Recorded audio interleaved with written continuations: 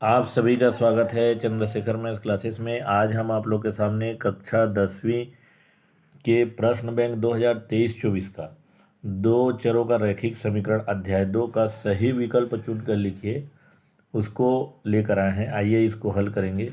पहला प्रश्न है आपका, समीकरण निकाय a1x धन b1y बराबर c1 तथा a2x धन b2y बराबर c2 के लिए अद्वितीय हल होने का प्रतिबंध है।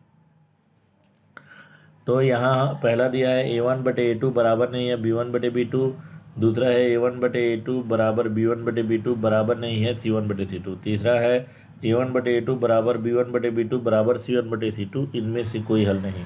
तो हम जानते हैं अद्वितीय हल होने का प्रतिबंध होता है a1/a2 बराबर नहीं है b1/b2। तो हमारा जो ये है पहला नंबर है, हमारा सही उत्तर होगा। आगे बढ़ते हैं। दूसरा प्रश्न है आपका, समीकरण निकाय x ऋण के वाई बराबर 2, 3x धन 2y बराबर ऋण 5 में k का मान नहीं होगा। तो अद्वितीय हल होने के लिए k का मान बराबर नहीं है 2/3, एक k का मान बराबर नहीं है 3/2, k का मान बराबर नहीं है ऋण 2/3, k का मान बराबर नहीं है आपका ऋण 3/2। तो इसके लिए देखिए, यहाँ पहला समीकरण में a1 का मान कितना है 1 और b1 का मान कितना है ऋण के। ऐसे ही a1 b1 a2 का मान यहाँ 3 है और b2 का मान हमारा 2 है। तो 1/3 बराबर नहीं है ऋण के बटे 2। तो यहाँ हमारा हो जाएगा 1/3 बराबर नहीं है, आ जाएगा ऋण के बटे 2। अब आप तिर्यक गुणन कर दीजिए, 2 को यहाँ ले जाएंगे तो आ जाएगा हमारा ऋण 2/3 बराबर नहीं है के। तो के का मान कितना आ गया, ऋण 2/3 आ गया। तो इसमें जो ऋण 2/3 दिया होगा वही हमारा सही उत्तर है। तो दूसरा कक्षा को हम देखते हैं कि उसमें के का मान ऋण 2/3 है। इस प्रकार ये हमारा सही उत्तर। आगे बढ़ते हैं। इसमें देखिए, रिक्त स्थानों की पूर्ति कीजिए। रैखिक समीकरण निकाय के आलेख संपाती होने पर उनके हल होते हैं अनंततः। पहला का उत्तर होगा अनंततः अनेक हल।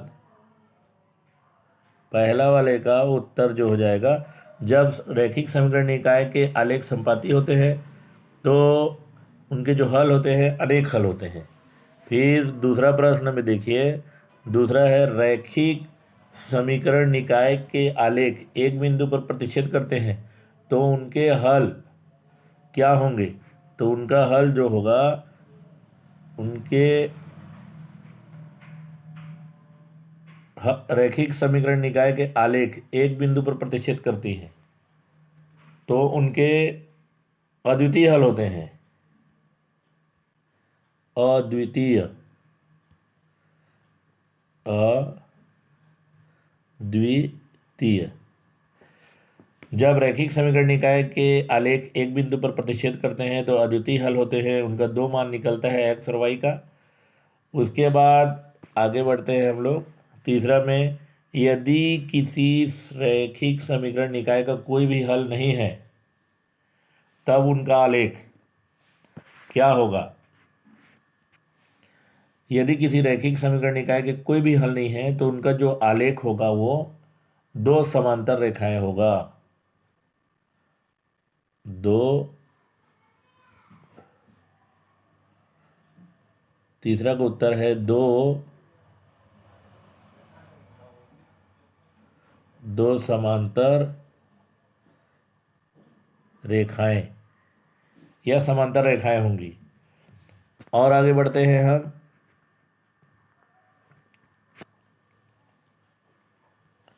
इसके बाद देखिए, संपाती रेखाएं प्रदर्शित करने वाले रिक्त स्थानों की पूर्ति दिया गया है। यह रिक्त स्थानीय है, सत्य असत्य है। एक अंक का जो प्रश्न है, समपाती रेखाएं प्रदर्शित करने वाले दो चरों के समीकरण के अनंततः अनेक हल होते हैं। तो पहला वाला जो है वो सत्य है, पहला का उत्तर आपका सत्य है। फिर आगे बढ़ते हैं। दूसरा प्रश्न है कि समीकरण 7x ऋण 3y बराबर p में x बराबर 3y बराबर 4 रखने पर p का मान होगा। आप मान को रख के देख लीजिए। ये 7 है, x की जगह हम 3 रखते हैं तो 7 गुणा 3 ऋण 3, y की जगह 4 है तो 4 रख दिए बराबर p। अब 7 तिया हो गया हमारा 21 ऋण 4 तिया 12 बराबर p। तो 21 में 12 जाएगा तो कितना आ जाएगा भाई, 12 8 20, 21 या 9 बराबर p। लेकिन यहाँ मान बोल रहा है p का मान 5 है, तो हमारा जो क्या होगा,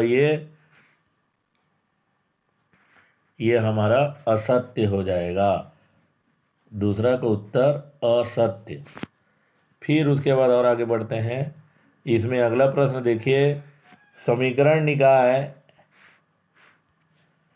a1x धन b1y बराबर c1 और a2x धन b2y बराबर c2 में यदि प्रतिबंध a1 बटे a2 बराबर नहीं है b1 बटे b2 तो अद्वितीय हल होता है। हम जानते हैं अद्वितीय हल का कंडीशन क्या होता है, a1 बटे a2 बराबर नहीं है b1 बटे b2। तो हमारा जो तीसरा है वो सत्य हो जाएगा। तो हमारा जो तीसरा सत्य है वो क्या हो जाएगा, सत्य हो जाएगा। हमारा वीडियो देखने के लिए आप सभी का बहुत बहुत धन्यवाद।